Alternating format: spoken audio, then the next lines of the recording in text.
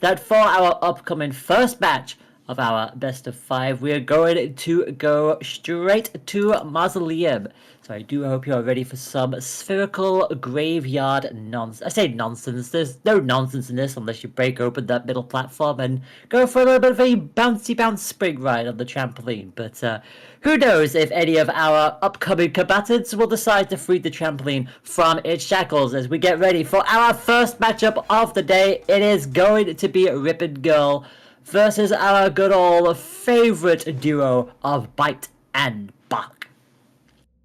Oh man, Giurardo and Pringles. Okay, and we're starting off great. Immediately going in with a grab. Okay, I'm actually really excited for this one.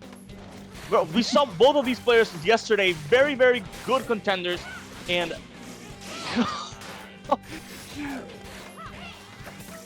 Already struggling to keep up with the arms action, which to be fair, it is fast and it's frantic, and it's why we love this game a lot. You're going to see our wonderful, lovely little doggo being the big assistants. They'll fire off that punch every now and then, but so far, none of which are hitting the target, but the grab from Ribbon Goal is absolutely going to hit that first big blow and already dropping Pringles down to half health. dude, Giurardo going in grab after grab after grab. Bite and Bark is not a character that has a lot doesn't, I wouldn't say has the best ability in the game, but definitely a character that can hold his ground. But against Ribbon Girl, who's one of the better characters in the game, it's hard. This is going to be definitely a different match. Okay. See how agile and mobile Ribbon Girl is. It's why she is often very highly regarded at this stage of the competition. Just that sheer amount of movement tech, and of course the utility to back it up with the Burchuk, with the wonderful hot slaps. And to be fair, both bringing in the hot slaps, so it's a good pick, honestly, all around. Yeah, the Slappermander, and okay, they were both, of course, saving the rush, and Pringles should be using it fairly soon on this. Oh, it's going to time. Yeah, okay, yeah, I'm probably going to time. Yep. I mean, unless Ribbon Gold decides to get a last second hit in, which she absolutely does. Yeah, it is a moment. It's a 0-second KO for Ribbon Girl, which, to be fair, she did have the advantage for most of that match once she got to that halfway mark, and immediately a reply from Pringles decided to bring in that little bit extra vertical coverage. And it's all about that height for sure. I mean, Ribbon Girl is a character that constantly, her own ability is to just jump. So Giurardo, of course, has an advantage already. But with the states that we have currently, Pringles has to be able to somehow break that center in order to start gaining some height. And already it's going to be Ribbon Girl who's on the back foot, and Pringles having much better control of the situation and gets the KO, tied things up almost immediately. Okay, I'm going for final. Of course, this is a best of 5, so this is just round 1 out of. Well, not round 1. This is round 3, but this is match 1 out of 5 that are supposed to be done. So of course, for the amount of players that we have, this is very exciting already. And they're going with a Tri-Blast. Of course, this is a good arm. It is a solid arm. That stun mechanic is always going to be of big use, and of course the rush is going to also come out big type damage. Already Pringles down to pretty much 25%, make that into critical, and Giurardo taking that defeat on the chin and just coming back with a vengeance. Let's see if they can block the next rush. Does not! Good juggle there from Pringles. Bro, Pringles is having her on the ropes. Giurardo is not. I mean, I'm not saying he's having an easy time, but I mean, Pringles is on red. Giurardo is about to be on red, and it's all about yes. If he manages to, okay, he's got great mobility. Giurardo knows how to keep dodging those moves and being able to stay on top. Oh, this is I have to put my chips on Giurardo in this one. I mean, we have to see what the counter pick is for the stage. We have to see what Pringles has on their side. I see them, since being a bite and bark character, it needs to be a stage either with more height for himself, or a space that's just more closed in. Something like Sparring Ring would be really good. something like Riven Arena could also be pretty good for Bite and Bark. Oh no, but Riven Arena would be actively having stuff in the way for Bite. And which one's Bite? I'm not sure. I'm not entirely sure. Bite is the tall The one, dog. Bark is the dog. Okay, Bark. I should have figured it out. I don't know why. Okay, Bark. Bark, we have no control over Bark essentially, so we need to have as clear a space as possible. So probably if it was me, I would go with a sparring ring or a Buster Beach. Well, right now the bans are coming up thick and fast, and of course we're already going to see Skyrina, DNA, Buster, and Ribbon all banned from selection. So some Which was a band? stages that are banned are Skyrina, DNA Labs, Buster Beach, and Ribbon Ring. What? Those are all stages that were highly used yesterday. That's crazy to me. DNA Lab is one that came up time and time again. Buster Beach also came time and time again. Sky Arena came out once. I'm pretty sure the ones that were banned are essentially all the ones that were used yesterday. That is 100% fair, and honestly, if we get to see Skyrina at least once tonight, I'll be very happy because I always do like to see that stage come up. It looks like it's going to be Sparring Ring is going to be the choice for our second matchup.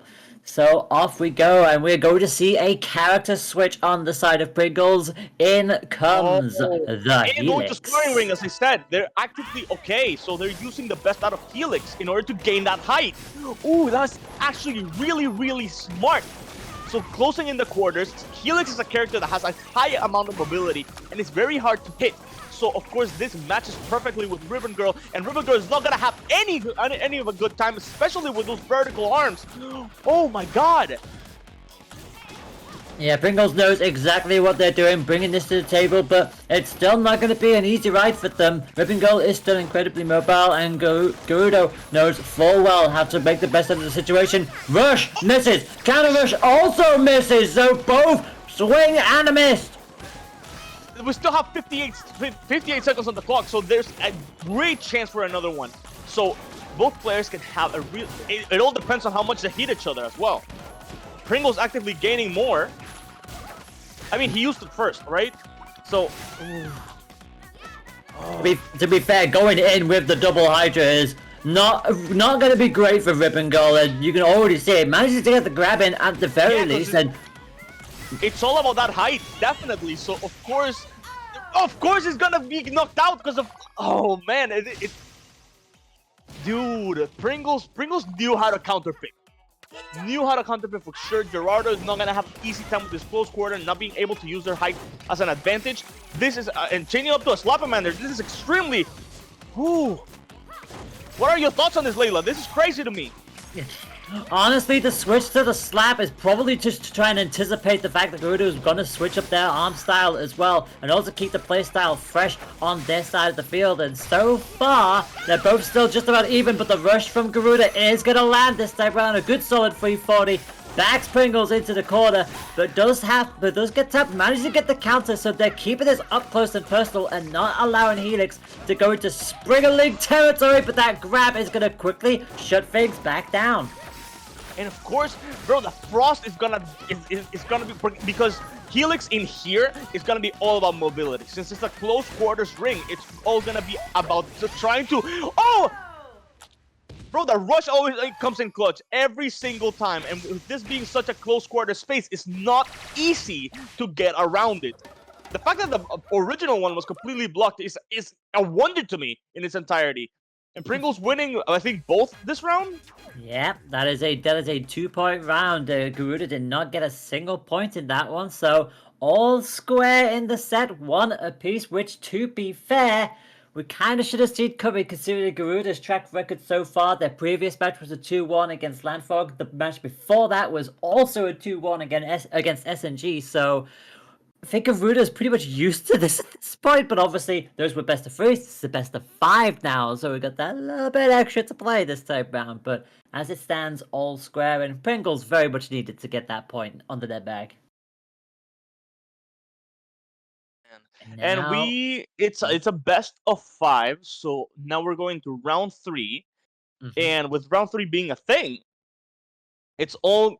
I mean, whoever wins this doesn't win, right? No, because they've got to win 3 points for a best of 5. So essentially, whoever wins this one, and if they somehow win the next one, it's done.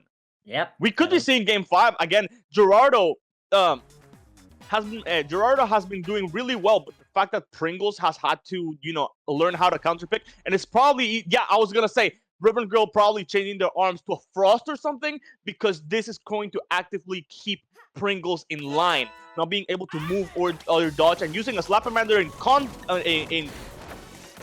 Oh, but he didn't use the frost this time.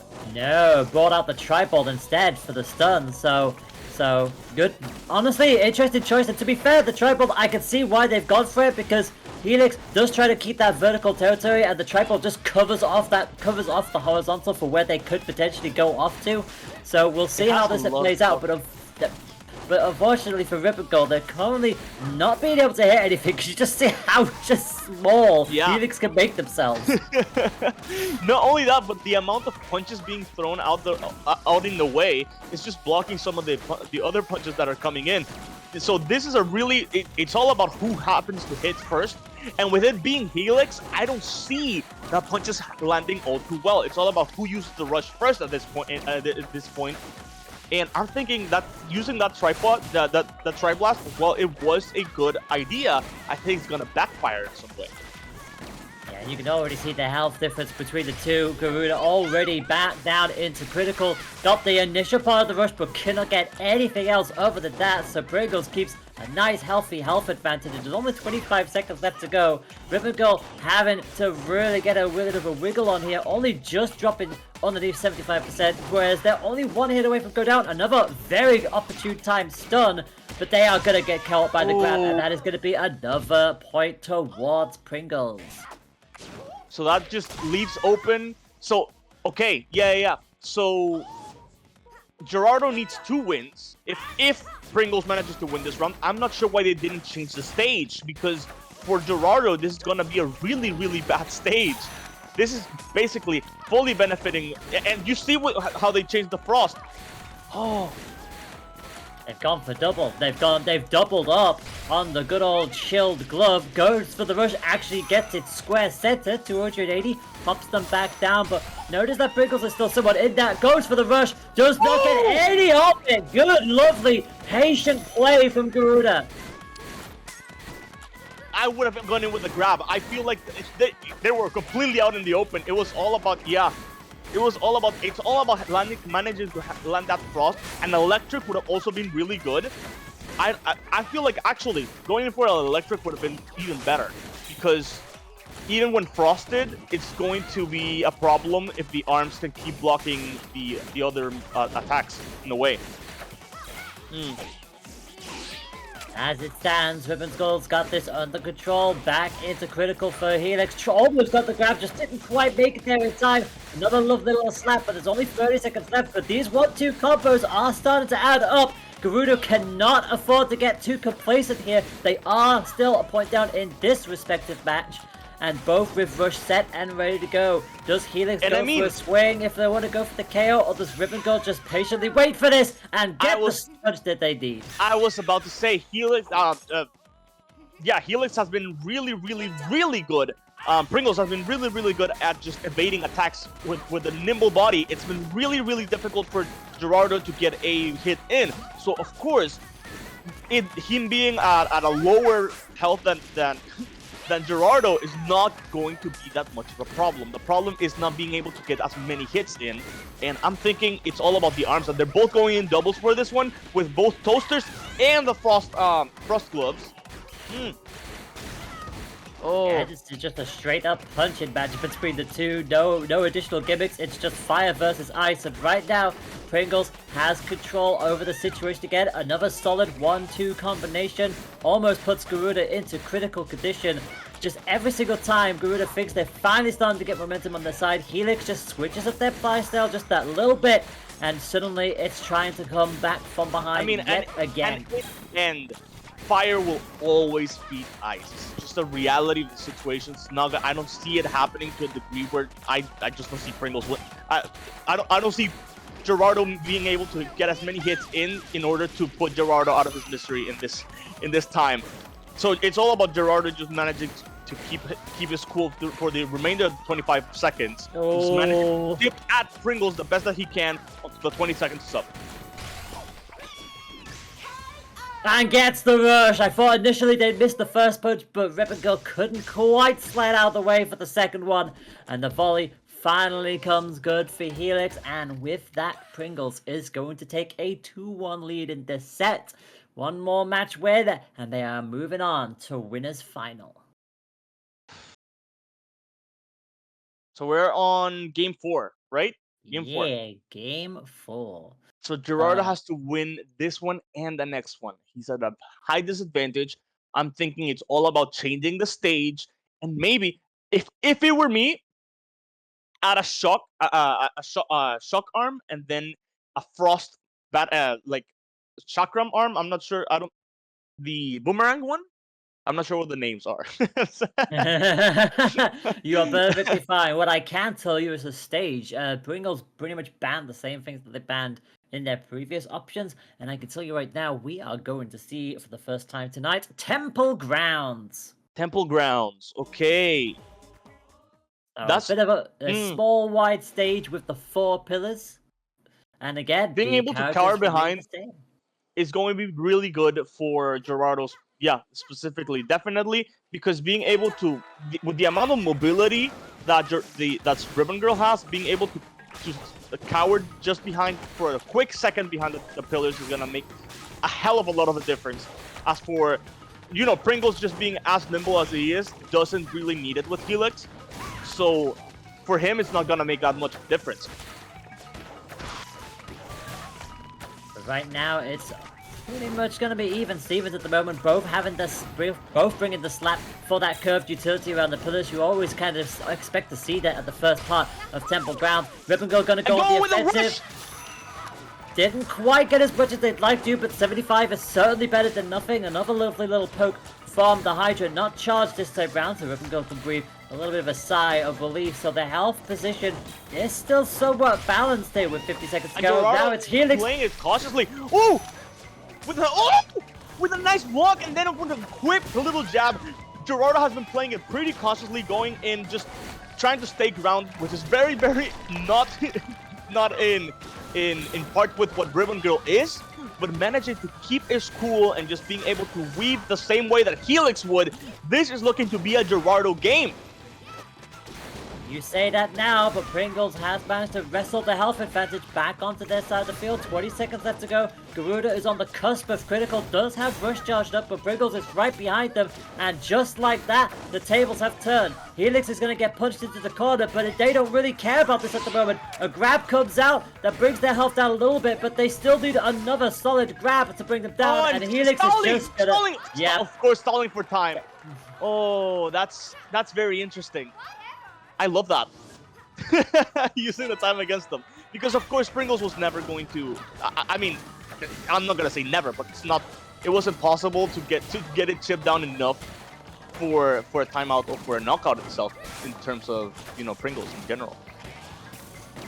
Be that as it may, it is set point for Helix. Managed to get some of their barrage and another follow-up charged hit with the Hydra, which means once again it's a lot of work for the Ribbon Girl, and that grab is not going to help matters. Already past the halfway mark. They're yet to deploy their own rush. Gets the stun into the grab combo. It's a combo we've seen time and time again. Utilized, goes for the rush, lands the rush, and just like that, it is game on again. It's all about, anything can happen at this point. I mean, it's all about if Giurardo manages to hold out and get this single round, it's going to change everything. Because the moment that, that Giurardo either loses all of his health or the timer runs out, it's over for Giurardo completely. And that's not, well, not completely. We still have losers, but Giurardo still has a chance. Oh, I don't. Oh my goodness. Giurardo, please. 1 HP and a dream for Giurardo. Anything at this point will KO them, and they know it. They're backed into the corner. There's only 20 seconds left to go, and that will do It's it. game. A 3-1 set victory for Pringles. The Bite and Bark and Helix combination pays off for them, and into winners final they shall spring.